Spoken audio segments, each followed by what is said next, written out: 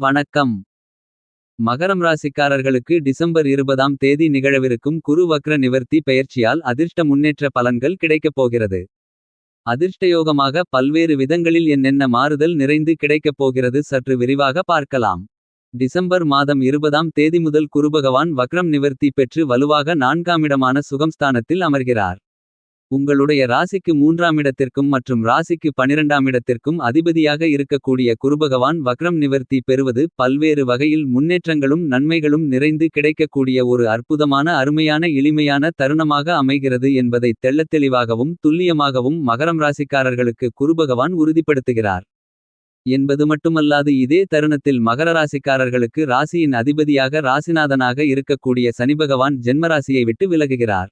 இது ஒரு மிகப்பெரிய நல்ல செய்தியாக கருதப்படுகிறது.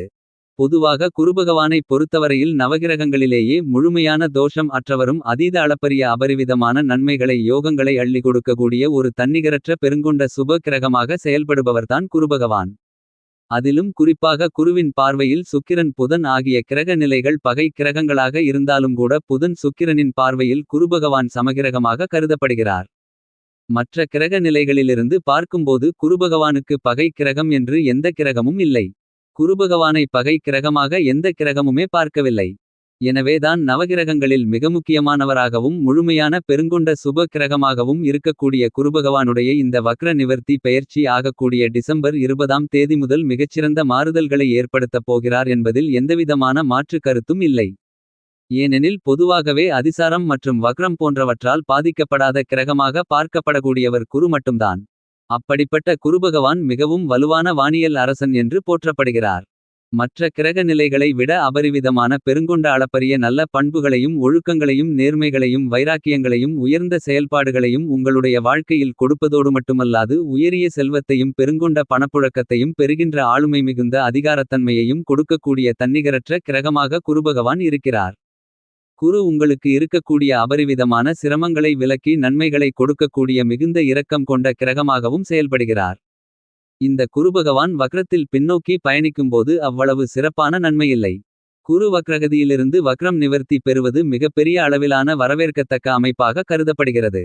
ஏனெனில் குருபகவானை பொறுத்தவரைக்கும் ஒருவருடைய ஜாதக அமைப்பில் 2 4 5 7 9 11 ஆகிய இடங்களில் பயணிக்கும்போது அபரிவிதமான பெருங்கொண்ட வளர்ச்சியும் அதிர்ஷ்ட முன்னேற்றத்தையும் மிகப்பெரிய அளவில் வாரி வழங்குவார். மனித வாழ்வில் எதிர்பார்க்கக்கூடிய செல்வ செழிப்புகள் வாய்ப்புகள் யோகங்கள் போன்ற அனைத்தையும் நேர்வழியில் நிறைந்து கொடுக்கக்கூடிய தன்னிகரற்ற சுப கிரகமாக செயல்படுபவர்தான் குருபகவான். அப்படிப்பட்ட குருபகவான் தற்போது மேஷம் ராசியில் வக்ரம் நிவர்த்தி பெற்று சஞ்சரிப்பது வரவேற்கத்தக்க அமைப்பாக கருதப்படுகிறது. ஏனென்றால் குருவின் பார்வையில் சூரியன் சந்திரன் செவ்வாய் போன்ற கிரக நிலைகள் நட்பு கிரகங்களாக பார்க்கப்படுகிறது. அதிலும் குறிப்பாக குருபகவானின் நட்பு வீடான செவ்வாய் பகவானின் ஆட்சி வீடான மேஷம் ராசியில் குருபகவான் வக்ரம் நிவர்த்தி பெற்று பலமாக வலிமையாக அமர்வது அற்புதமான அருமையான அபாரமான வரவேற்கத்தக்க ஒரு சிறப்பான மாறுதலாக அமைகிறது. நீங்கள் எதிர்பாராத வகையில் அதிர்ஷ்ட முன்னேற்ற வாய்ப்புகளையும் யோகங்களையும் நிறைந்து கொடுப்பார். ஏனென்றால் அன்பாக இனிமையாக பேசும் திறன் மற்றவர்களை மதிப்புடன் நடத்தும் திறன் போன்ற அனைத்தையும் மிக அருமையான முறையில் அபரிவிதமாக கொடுப்பார். இதன் காரணமாக நல்ல உயர்வு என்பது உங்களுடைய வாழ்க்கையில் நிறைந்து கிடைக்கப் போகிறது. கல்வி தொழில் ரீதியாக உத்தியோக ரீதியாக மிகச்சிறந்த மாறுதலும் மகத்தான முன்னேற்றமும் பெறுவதற்கான யோகங்கள் உருவாகிறது. என்பது மட்டுமில்லாமல் இந்த தருணத்தில் கணவன் மனைவிக்கு இடையே அன்பு அந்நியோன்யம் காதல் என்பது அதிகரிக்கும். நீங்கள் திட்டமிட்டதை விட பன்மடங்கு அதிகமான நல்லபல முன்னேற்றங்கள் வாழ்க்கையில் நிறைந்து கிடைப்பதற்கான வாய்ப்புகளையும் யோகங்களையும் குருபகவான் உறுதிப்படுத்துகிறார். அது மட்டுமல்லாமல் குருவின் ஆட்சி வீடாக தனுசுராசி மற்றும் மீனம் ராசி பார்க்கப்படுகிறது. அதே சமயம் கடகம் ராசி குருபகவானின் உச்ச வீடாக அமைகிறது. மகரம் ராசி நீச்ச வீடாக பார்க்கப்படுகிறது. இப்போது குருபகவான் வக்ரம் நிவர்த்தி பெற்று அதிவிரைவாக அனைத்து நன்மைகளையும் கொடுக்கக்கூடிய மேஷம் ராசியில் வக்ரம் நிவர்த்தி பெறுவது ஒரு இனிமையான தருணமாக பார்க்கப்படுகிறது. இது வரவேற்கத்தக்க அமைப்பாக கருதப்படுகிறது. என்பது மட்டுமல்லாமல் குரு பார்க்கின் கோடி நன்மை என்பது ஜோதிட சாஸ்திர மூலநூல் விதியாகும். அப்படிப்பட்ட குருபகவானுடைய சுப பார்வை இந்த தருணத்தில் அருமையான முறையில் மிக அபரிவிதமாக சிம்மம் துலாம் மற்றும் தனுசு ஆகிய ராசிகளின் மீது அற்புதமான முறையில் விழுகிறது. எனவே பல்வேறு விதமான நன்மைகளும் அதிர்ஷ்ட முன்னேற்ற வாய்ப்புகளும் யோகங்களும் நிறைந்து கிடைக்கக்கூடிய ஒரு அருமையான இனிமையான தருணமாக மாற்றப்படுகிறது என்பதை துல்லியமாகவும் தெள்ளத்தெளிவாகவும் குருபகவான் உறுதிப்படுத்துகிறார். தற்போது டிசம்பர் மாதம் 20ஆம் தேதியிலிருந்து ஏப்ரல் மாதம் வரை மேஷம் ராசியில் சஞ்சரிக்கப் போகிறார்.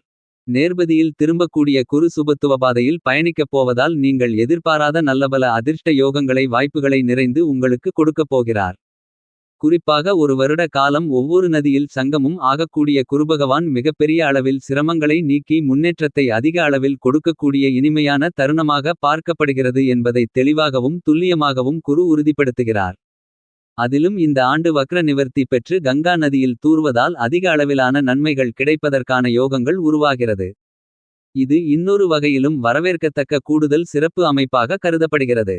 அடுத்த வருடம் ஏப்ரல் மாதம் வரை நிறைந்த நன்மைகளை அபரிவிதமாக கொடுக்கக்கூடிய வலுவான அமைப்பில் செவ்வாய் பகவானின் ஆட்சி வீடான மேஷம் ராசியில் சஞ்சரிக்கப் போகிறார் குருபகவான்.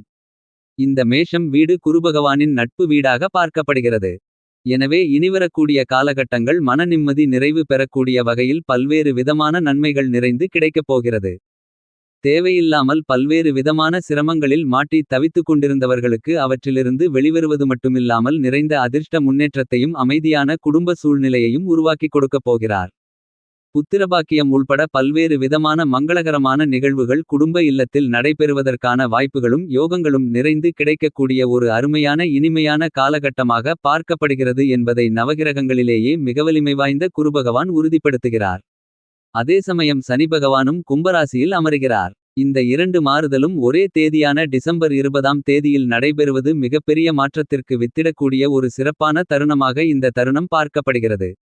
இப்படி குருபகவானின் அமைப்பு இருக்க குடும்ப சூழ்நிலையை பொறுத்தவரைக்கும் மகரம் ராசிக்காரர்களுக்கு இந்த தருணத்தில் சுகம்ஸ்தானமாகிய 4ஆம் இடத்தில் வக்ரம் நிவர்த்தி பெறக்கூடிய குருபகவானின் அமைப்பு காரணமாக அதிர்ஷ்டயோகமாக பல்வேறு விதமான சுப நிகழ்ச்சிகள் இனிமையாக நடைபெறக்கூடிய ஒரு சிறப்பான தருணமாக பார்க்கப்படுகிறது.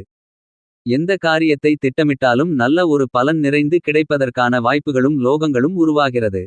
4ஆமிடமாகிய அர்த்தாஷ்டமஸ்தானம் அவ்வளவு நன்மை கொடுக்கக்கூடிய இடமாகில்லை என்றாலும் குருவின் சஞ்சார தூரத்தில் பாதிக்கு மேல் கடந்துவிட்டார். மேலும் குரு உங்களுடைய ராசிக்கு 4ஆமிடத்தில் சுகம் ஸ்தானத்தில் உங்களுக்கு சுகபோகங்களை கொடுக்கக்கூடிய உங்களுடைய ஆசைகளை நிறைவேற்றக்கூடிய உங்களுக்கு பெருங்கொண்ட கையிருப்பு பணத்தை வாரி வழங்கக்கூடிய களத்திரகார்கன் என்று சொல்லப்படுகின்ற சுக்கிரபகவானின் நட்சத்திரமான பரணி நட்சத்திரத்தில் நிற்கிறார் என்பது ஒரு இனிமையான தருணமாக பார்க்கப்படுகிறது. என்பது மட்டுமில்லாமல் வக்ரம் நிவர்த்தியாகி நேர்கதியில் உங்களுடைய ராசிக்கு 5ஆமிடமான பஞ்சமபூர்வ புண்ணிய ஸ்தானத்தை நோக்கி நகர்கிறார். அதன் பிறகு குரு கார்த்திகை நட்சத்திரத்தில் பயணிப்பார் என்பதும் உங்களுக்கு அருமையான தருணங்களை கொடுக்கக்கூடியதாக இருக்கும்.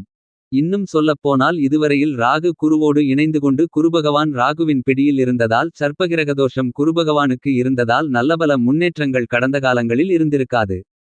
இனி குருபகவான் ராகுவின் பிடியிலிருந்து விலகி வக்ரம் நிவர்த்தியாகி தனித்த குருவாக நேர்கதியில் செயல்பட போகிறார். எனவே இனி இடையூறுகள் முன்னேற்றங்களாக மாறுவதற்கான வாய்ப்புகளும் யோகங்களும் நிறைந்து கிடைக்கும். வாழ்வில் வளர்ச்சிக்கு நல்ல ஒரு வாய்ப்புகள் நிறைந்து கிடைக்கக்கூடிய தருணமாக கருதப்படுகிறது. இந்த தருணத்தில் திட்டமிட்ட காரியங்களை சிறப்பாக செய்து முடிக்கலாம். இருந்தாலும் சற்று கூடுதல் கவனம் தேவை. ஏனென்றால் ஏழரை சனியின் கடைசி காலகட்டமாக இருப்பதால் சற்று விழிப்புணர்வுடன் இருக்க வேண்டும். அதே நேரத்தில் இந்த தருணத்தில் வீண் விரய செலவுகள் சார்ந்த விஷயத்தில் சற்று கவனத்துடன் இருக்க வேண்டும். அர்த்தாஷ்டமஸ்தானமாகிய சுகம்ஸ்தானத்தில் குரு வக்ரநிலையில் இருந்ததால் கடந்த காலங்களில் சற்று உடல் ஆரோக்கிய குறைவுகள் இருந்திருக்கும். ஆனால் இந்த காலகட்டத்தில் உங்களுடைய உடல் ஆரோக்கியம் அபிவிருத்தி அடையும் தருணமாக கருதப்படுகிறது. தொழில்துறை வியாபாரம்துறை பொறுத்த வரைக்கும் பல்வேறு வகையான வில்லங்கங்கள் மனக்குழப்பங்கள் போன்றவை விலகுவதற்கான யோகங்கள் நிச்சயமாக உருவாகும். சனி ஜென்மராசியை விட்டு விலகிவிட்டதன் காரணத்தினால் பல்வேறு விதமான நன்மைகள் நிறைந்து கிடைக்கப் போகிறது. பணியில் மாற்றம் தொழிலில் முன்னேற்றம் என பல வாய்ப்புகள் நிறைந்து கிடக்கின்ற தருணம் இது. கலைத்துறை மற்றும் அரசியல் துறை சார்ந்த பணிகளிலும் இனிமையான தருணங்கள் உருவாகிறது. வக்ரம் நிவர்த்தி பெறக்கூடிய குரு வலுவாக சுகம் ஸ்தானத்தில் வீற்றிருக்கப் போகிறார். எனவே இந்த தருணத்தில் மன கவலைகள் நீங்கி நல்லபல புதிய வாய்ப்புகள் நிறைந்து கிடைக்கக்கூடிய இனிமையான நேரமாக அமைகிறது. பல்வேறு விதமான தடைகளும் தாமதங்களும் விலகுவதற்கான வாய்ப்புகள் நிச்சயமாக கிடைக்கிறது. விவசாயத்துறையை பொறுத்தவரைக்கும் முன்கூட்டியே அனைத்துவிதமான பணிகளையும் சிறப்பாக செய்து முடிப்பதற்கான வாய்ப்புகள் யோகங்கள் நிறைந்த ஒரு காலமாக நிச்சயமாக மகரம் ராசிக்காரர்களுக்கு அமைகிறது என்பதை வக்ரம் நிவர்த்தி பெறக்கூடிய குருபகவான் மற்றும் ராசியின் அதிபதி என்று சொல்லக்கூடிய சனிபகவான் உள்ளிட்ட பல கிரகநிலைகள் உறுதிப்படுத்துகின்றன. பெண்மணிகளை பொறுத்த வரைக்கும் குருபகவான் வக்ரம் நிவர்த்தி பெறுவதால் இந்த தருணத்தில் உங்களுடைய எதிர்பார்ப்புகள் பூர்த்தியாவதற்கான வாய்ப்புகள் யோகங்கள் உருவாகிறது. குரு சுக்கிரபகவானின் சாரத்தில் பயணிப்பதாலும் உங்களுடைய ராசிக்கு 5ஆம் இடத்தை நோக்கி பயணிப்பதாலும் திருமண வயதில் உள்ளவர்களுக்கு திருமணத் தடைகள் விலகி திருமணம் நடந்தேறும். காதலர்களுக்கு காதலில் வெற்றி கிடைத்து காதல் திருமணமும் நடக்கக்கூடிய ஒரு இனிமையான தருணமாக இந்த தருணம் கருதப்படுகிறது. மேலும் குழந்தை இல்லாத தம்பதிகளுக்கு புத்திரபாக்கியம் கிடைக்கும்.